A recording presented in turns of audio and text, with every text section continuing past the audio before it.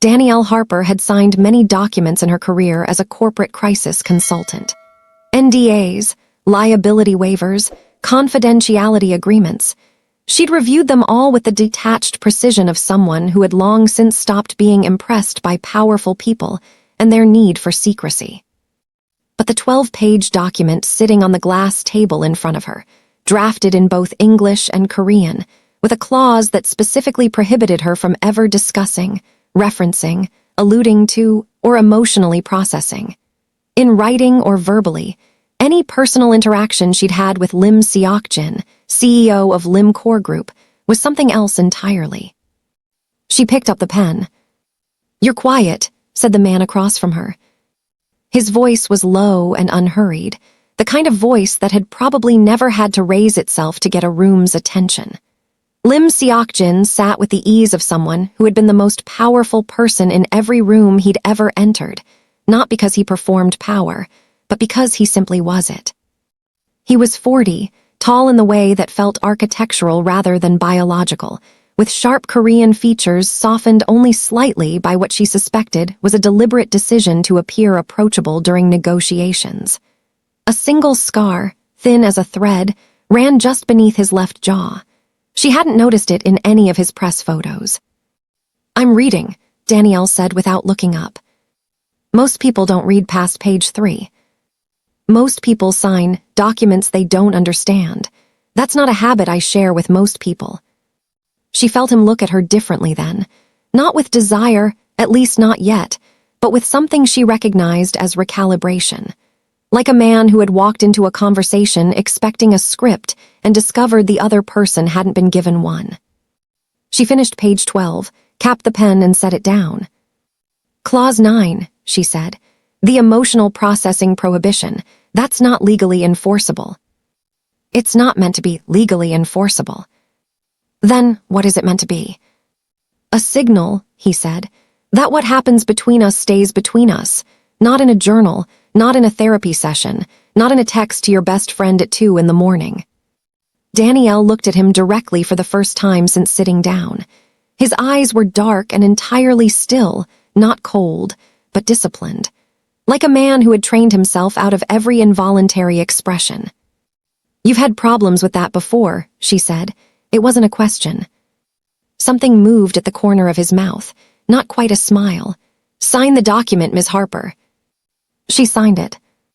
What she told herself afterward, in the weeks of consulting work that followed, when Lim Core's sole headquarters became her second office, and Seok-jin's orbit became the strange new gravity of her professional life, was that it had been purely transactional. She'd been hired to contain a reputational crisis involving a whistleblower and a subsidiary company. She was good at her job. She kept her distance. But distance, she was learning, was a concept that functioned differently inside a building that Lim Seok-jin controlled. He appeared in corridors at unexpected hours. He asked questions that weren't in any briefing document, not about the crisis, but about her, where she'd grown up, whether she believed people deserved second chances, what she thought silence actually cost a person over time. "You ask strange questions for a billionaire," she told him one evening, in the private dining room attached to his executive floor. They'd been there an hour. She still wasn't sure how she'd agreed to dinner. "I ask the questions most people are afraid to answer honestly," he said. "You're not afraid." "That's not a compliment I was looking for." "It wasn't meant to flatter you. It was meant to explain why I keep ending up in the same room as you." Danielle set down her chopsticks. "Mr. Lim." "Seok-jin." "We have a professional relationship that is already complicated enough by the document I signed. Whatever you think is happening." "I think," he said quietly, "that you are the first person in 4 years who has disagreed with me in a meeting and not apologized for it afterward. I think that is more significant than either of us wants to admit." She didn't answer. She picked up her chopsticks and finished her meal. She did not look at the scar beneath his jaw. She told herself she was in control. She was not in control. It happened the way things happen when two disciplined people stop disciplining themselves in the same moment, suddenly, and with a completeness that felt less like a decision and more like a conclusion. 3 months into the contract. A late night. A conversation that had started about the subsidiary crisis and ended somewhere far more honest. Danielle was 35 and had spent the last decade building a life she could carry alone. No fixed city, no permanent address, no relationship that required more than she was willing to give. She was good at controlled exits. She had a system. The system failed her with Seokjin. What followed was 6 weeks of something that had no clean category, not a relationship, because the document made that word dangerous, not an affair, because neither of them was betraying someone else, not a situationship, because that word belonged to a different world than the one they were inhabiting. It was something older and more honest than any of those labels. It was two people who had spent too long being competent and not long enough being known, finding in each other a temporary exception to the rule. Then the contract ended. Danielle flew back to New York on a Tuesday. Seokjin saw her to the private terminal himself, which was 4 floors below the dignity his position required. They stood at the edge of the departure gate, and neither of them said the things they meant. "The clause," she said finally. "Emotional processing, you know that's still in effect." "I know." "So this," she made a gesture between them that was embarrassingly imprecise for a woman who was usually good with language. "We don't talk about it. We don't revisit it. We agreed." "We agreed," he said. She walked through the gate. She did not look back, because she had learned, at great cost, that looking back was how people undid years of careful architecture. She was home for 3 weeks, and she started feeling wrong in the mornings. She ignored it for 4 days, the way people ignore things they aren't ready to name. Then she sat on the edge of her bathtub on a Thursday morning in her Brooklyn apartment, holding a test she'd bought at a pharmacy 3 blocks away while wearing a hat and sunglasses. As if the pharmacist knew who she was, as if any of this made sense, and watched a second line appear with a patience and certainty that felt almost cruel. Danielle Harper, who had a system for everything, stared at that line for a very long time. Then she thought about Clause 9. No emotional processing. She almost laughed. She would have if she hadn't been so completely terrified. There is a particular kind of alone that has nothing to do with being by yourself. Danielle had lived alone for 11 years. She knew the texture of it, the good mornings said to no one, the dinners eaten standing over the kitchen counter, the way silence in an apartment eventually stops feeling like absence and starts feeling like atmosphere. She had made peace with all of it, had, in fact, chosen it with the same deliberateness she applied to everything else in her life. But the alone she felt sitting on that bathroom floor in Brooklyn was new. It had weight. It pressed against her sternum from the inside, and no amount of professional composure could reframe it into something manageable. She gave herself 20 minutes. That was the rule she'd developed somewhere in her 30s. When a situation was too large to process rationally, she allowed herself 20 minutes of pure, unstructured feeling. No problem-solving, no contingency planning, just the feeling in full until the timer went off. Then she got up and figured out what to do. She sat on that bathroom floor for 47 minutes. When she finally stood, her legs were stiff and her eyes were dry.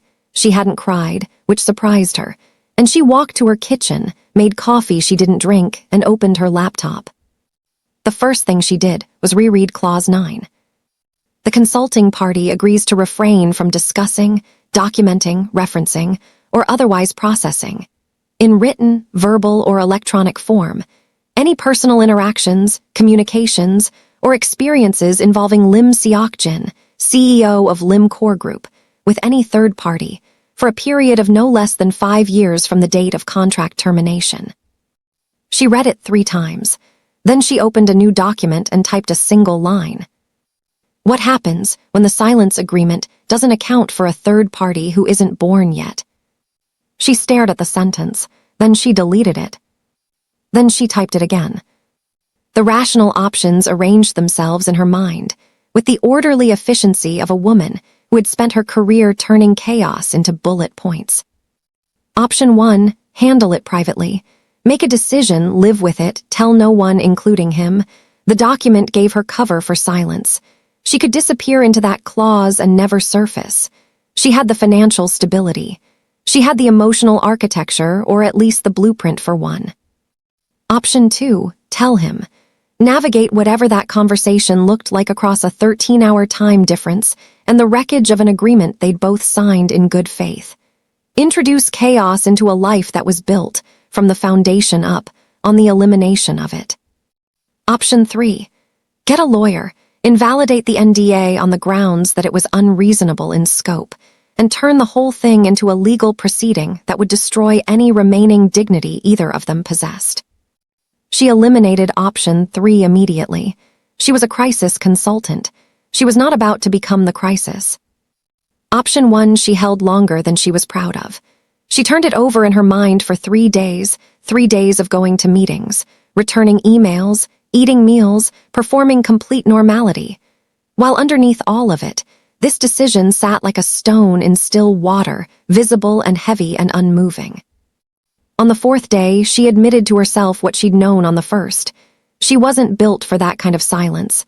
Not this one. There were things she could compartmentalize and things she couldn't, and this had crossed the line. She would tell him. But not yet. Not until she knew what she was telling him for. Not until she understood what she actually wanted from a man she'd signed a legal document to forget. She kept working. She took a new contract, a pharmaceutical company in Chicago with a board member scandal, and threw herself into it with the focused energy of someone running from a conversation they hadn't figured out how to start. She was good at her job. She had always been good at her job. The work asked for the parts of her that were sharpest and most reliable, and she gave it everything, and for stretches of hours at a time, she felt almost normal. Then she'd be in a meeting, watching a man across a conference table deploy the particular brand of strategic silence that powerful men use when they want to see if you'll fill the space, and she'd think of Seokjin, of the way he'd never once used silence as a weapon with her. The way his silences, when they came, had felt like invitations rather than tests. She was 12 weeks along when the story broke. She was in her Chicago hotel room when her phone lit up with a Google alert. She still had Lim Core Group in her monitoring feed, a professional habit she hadn't gotten around to removing. She almost swiped it away. Then the headline registered. Limcore CEO Lim Seokjin steps back from operations. Sources cite, personal matter of significant consequence. She sat up straight. She searched his name. 3 outlets had the story, all citing anonymous sources, all carefully vague. The South Korean financial press was more specific. Lim Seokjin, 40, has withdrawn from 2 scheduled board appearances this week. Lim Core has declined to comment. Associates describe the CEO as dealing with a private development of a serious nature. Danielle read the word serious and felt something cold move through her. Her first thought, which she was not proud of, was, does he know? Her second thought was, how would he know? I haven't told anyone. Her third thought, arriving slowly and with the particular dread of a woman who had spent years working in information management. Someone else told him something, and whatever they told him, it isn't this. She called her contact at a Seoul-based financial intelligence firm, a woman named Jae-young who owed her a professional favor and had the discretion of a Swiss vault. What's actually happening with Lim Seokjin? Danielle asked, skipping the preamble. A pause. You didn't hear this from me. When do I ever? His brother, Jae-young said, Lim Seok-hyun, the one who's been running the Lim Core Foundation. Apparently he's been diverting charitable funds, not small amounts, the kind of numbers that, if they go public, become a criminal matter. Seokjin found out 2 weeks ago. Danielle was quiet for a moment. His own brother. His younger brother, the one he put through school, the one he gave the foundation directorship to as a way of keeping him protected from the sharper parts of the business. Jae-young's voice was careful. From what I understand, Seokjin has been covering it, personally, replacing the funds before any audit can catch the gap, which means he's protecting someone who betrayed him at enormous personal cost because the alternative is watching his family name become a headline. Danielle closed her eyes. She knew something about the cost of protecting people who didn't deserve it. She'd built an entire career on helping institutions manage the damage that came from trusting the wrong person. And she knew, with the specific clarity of someone who had sat across from Lim Seok-jin and watched him hold himself together with both hands, exactly what this kind of betrayal would be doing to him. She also knew, in the way you know things you've been avoiding, that she had been using his silence as an excuse for her own. She opened her laptop. She opened a new email. She typed his address from memory. She hadn't saved it anywhere.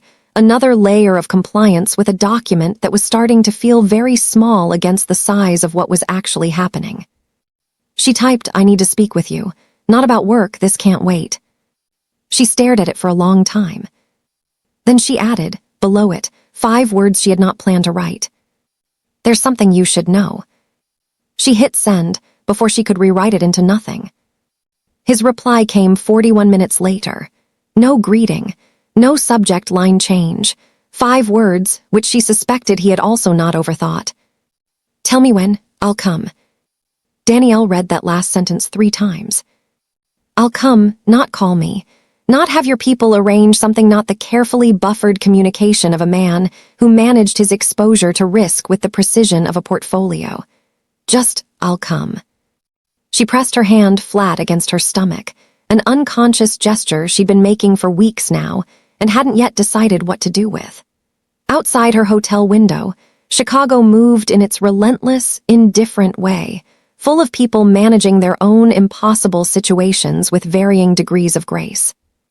She thought about what Jae-young had told her, a man quietly covering for a brother who had taken everything he'd been given and turned it into a wound. She thought about Seok-jin sitting inside that, alone, holding the shape of a family together with nothing but his own resources and his apparently bottomless capacity to absorb damage in private. She thought, we are more alike than either of us wanted to be. And then, with a clarity that felt less like a decision and more like an arrival, she understood that what was coming next, the conversation, the truth, the negotiation of 2 carefully constructed lives suddenly made porous by something neither of them had planned, was not going to be clean. But it was going to be real. And Danielle Harper, who had spent 11 years perfecting the art of the controlled exit, sat in a Chicago hotel room and felt, for the first time in longer than she could remember, completely unable to leave. He came on a Friday. No announcement. No assistant coordinating logistics through a chain of intermediaries. Just a text at 6:47 a.m., landing at O'Hare at noon. "Send me the address," and then Lim Seok-jin, one of the most surveilled men in South Korean business, arriving at the lobby of her Chicago hotel in dark trousers and a charcoal coat, with no entourage and no explanation for why a man of his particular prominence had boarded a 13-hour flight on 48 hours' notice. Danielle met him downstairs. She had decided against the room, too intimate, too loaded with the particular electricity that small enclosed spaces had always generated between them. She'd chosen the hotel's quiet restaurant instead, a corner table, late lunch hour, mostly empty, neutral ground. The kind of setting she'd used 100 times for difficult conversations with difficult people. It didn't help. He looked different from how she'd stored him in memory. Not worse, never worse, but more worn. There was something around his eyes that hadn't been there in soul, a thinness that had nothing to do with sleep and everything to do with the specific exhaustion of holding something heavy for too long without setting it down. He sat across from her and looked at her the way he always had, directly, without performance, and said, "You look well." "You don't," she said. Something in his face shifted, the way a wall shifts when the thing behind it applies pressure. "No," he agreed. "I don't." They ordered coffee neither of them touched. "I heard about your brother," she said. His jaw tightened. "That information isn't public." "I know, I'm sorry. I still have connections in Seoul and She stopped, reorganized. "I heard and I'm sorry. That kind of betrayal from that particular person, I know what that costs." He was quiet for a moment. "Do you?" "My mother," Danielle said, and it surprised her how easily it came out. She hadn't planned to go here, hadn't included it in the mental outline she'd constructed for this conversation. "She was the person I built my work ethic around. Everything I am professionally traces back to watching her navigate impossible situations with grace. When I was 29, I found out she'd been borrowing money from family members for years, cousins, aunts, my grandmother, telling each of them it was an emergency, promising repayment, and then borrowing again when the pressure mounted. Nobody talked to each other, so nobody knew. By the time it surfaced, the number was significant and the damage to the family wasn't about the money anymore. It was about who we thought she was. Seokjin watched her. I spent 2 years being furious, Danielle continued. And then I spent another year figuring out that my fury was partly about her and partly about me, about the version of her I'd needed to believe in because it was the scaffolding for everything I'd built. When that scaffolding turned out to be false, I didn't just lose trust in her. I lost the story I'd been telling about myself. The restaurant was quiet around them. Somewhere behind her, a server moved between tables. "What did you do?" Seokjin said, "with that story?" "I wrote a new one," she said, slower, less flattering, more honest. She looked at him. "You're going to have to do the same." He looked down at his coffee. Then he said very quietly, "He called me 2 days ago, Seok Hyun. He didn't apologize. He explained there's a distinction and it matters. He explained the pressure he'd felt, always being the one in my shadow, always being given things rather than earning them. He said the money was his way of..." Seokjin paused. His way of taking something for himself, on his own terms, even if those terms were wrong. "Did you understand it?" "I understood it and I still haven't forgiven it." He said this without drama, as a plain fact. "I'm not certain those two things need to happen at the same time." Danielle nodded slowly. "They don't. Understanding is intellectual. Forgiveness is a separate process and it runs on its own schedule." For the first time since he'd sat down, something in his posture changed. A small, almost imperceptible release, as if a single bolt in a very complicated machine had been loosened. She recognized it as the specific relief of being told you don't have to feel something before you're ready. "You didn't ask me here to talk about my brother," he said. "No." "Then tell me." She had rehearsed this. That was the truth she'd admit only to herself. She had sat in this chair an hour before he arrived and rehearsed the sentence multiple times, trying to find the version that was clearest and most honest and least likely to destabilize the conversation before it had properly begun. Every version had felt wrong. So she abandoned all of them and said the plain thing. "I'm pregnant." Lim Seokjin did not move. He did not reach for his coffee or look away or perform any of the reactions she had braced for. He sat with the information the way he sat with everything, completely, and without flinching. The silence lasted perhaps 8 seconds. "How far?" he said. 14 weeks. He processed this. She watched him do it, watched the calculation move through him, not cold but careful, the way a serious person absorbs serious news. "You waited," he said. "I needed to know what I wanted before I told you. Because once I told you, it was going to become something we were both inside of, and I needed to come in with at least a partial sense of what I was asking for." "And what are you asking for?" This was the question she had most dreaded and most needed, and it arrived exactly on schedule. Danielle looked at the man across from her, this careful, complicated, privately generous person who had walked into her professional life and refused to be categorized, and she told him the truth that had taken her 14 weeks to excavate. "I'm not asking you for anything I haven't chosen freely," she said. "I'm not here to negotiate terms or establish claims. I'm here because you had a right to know, and because I have spent my entire adult life making decisions in isolation, and I think, that this is one I shouldn't make alone, not because I'm incapable, but because making it alone when I don't have to would just be habit dressed up as independence." Seokjin was quiet. Then he said, "I have controlled every significant variable in my life since I was 22 years old. Company, family, reputation, narrative, everything on terms I set." He paused. "My brother's situation taught me something I did not want to learn, that control, when applied to people instead of systems, doesn't create loyalty. It creates debt, and debt eventually creates resentment." Danielle watched him. "I controlled the terms of what happened between us," he said. The document, the clauses, the careful perimeters. I told myself it was protection for both of us. But protection and distance look identical from the outside, and I think I confused them. You weren't alone in that, she said. I signed the document, Seokjin. Nobody made me. Why did you? She considered the question with the honesty it deserved. Because it gave me permission to want something without being responsible for what wanting it might cost me. If there were rules, I could participate without fully committing. I've been doing that version of relationships for a long time. Something moved across his face, not judgment, but recognition. The particular expression of a person hearing their own interior logic described from the outside. Here was the twist neither of them had seen coming, not dramatic, not cinematic, nothing that would look significant from a distance. It arrived quietly, the way the most important things do. Seokjin reached into the inside pocket of his coat and placed a document on the table between them. 12 pages, English and Korean. She recognized the formatting immediately. I had my legal team draft it this morning, he said, on the flight. She looked at it without touching it. What is it? A nullification of the original agreement. He held her gaze. Every clause, including 9. Danielle looked at the document for a long time. If you nullify it, she said slowly, we have no framework.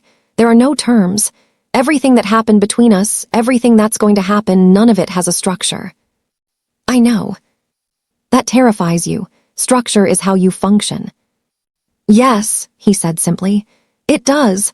And I'm doing it anyway because I have finally understood at 40 years old that a silence agreement with someone you cannot stop thinking about is not protection. He paused. It is just a very expensive way of being afraid. Danielle Harper, who had built her entire career on helping powerful institutions manage the truth before it could manage them, sat across from this man and felt the specific, irreversible sensation of her own scaffolding coming down, not collapsing, not falling, but being deliberately disassembled, piece by piece, by her own hands. She picked up the document. She read it all 12 pages, because that was who she was and would always be, and when she finished, she set it down and looked at him. I'm not easy, she said.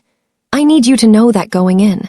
I'm 35, I'm set in significant ways, I don't live in Seoul, I have a career that requires me to be excellent on my own terms, and I have a reflexive distrust of situations I didn't architect myself. I'm aware, he said. I'm 40, I have a brother I'm learning to forgive, a company that requires most of my cognition, and a documented history of solving emotional problems with legal instruments. Despite everything, she almost smiled. We're going to be terrible at this, she said. Probably, he agreed, for a while. She thought about her mother, about the long, painful work of replacing a false story with a true one, about how the true story, once she'd written it, had turned out to be more interesting than the one it replaced. Less heroic, more human, durable in ways the original had never been, precisely because it was built on what was actually there instead of what she'd needed to believe. She thought about a baby, 14 weeks, already becoming, and what it meant to bring a person into the world and have to explain, eventually, what you believed about love and honesty and the cost of silence. She wanted to have a true answer for that question. She reached into her bag and took out a pen. She signed the nullification document. Not because she had all the answers, not because she was certain or ready or unafraid, but because Danielle Harper had finally learned, at 35, in a quiet Chicago restaurant, across a table from the most complicated man she'd ever met, that there is no version of a real life that doesn't require you to eventually put down the framework and step into the thing itself. Unstructured, uncontracted, fully present. She slid the document back across the table. He looked at her signature for a moment, then he looked at her. Lunch, he said. Actual lunch, tell me what you want from the menu. She picked up the menu. You're buying. I'm always buying. That's going to be a problem eventually. I look forward to the negotiation. Outside, Chicago moved on without them. Inside, Two people who had spent the better part of their lives building walls sat across from each other with nothing between them, and decided quietly, imperfectly, without a document to make it safe, to begin. And life teaches us that. Understanding and forgiveness are separate journeys. Control applied to people creates debt, not loyalty. Independence becomes a prison when it's just fear with better posture. The truest stories we tell about ourselves are the ones built on what's actually there, not what we needed to believe. And sometimes the bravest thing two people can do is agree to begin, with no guarantees in full. Thank you for watching. Please like and subscribe for more.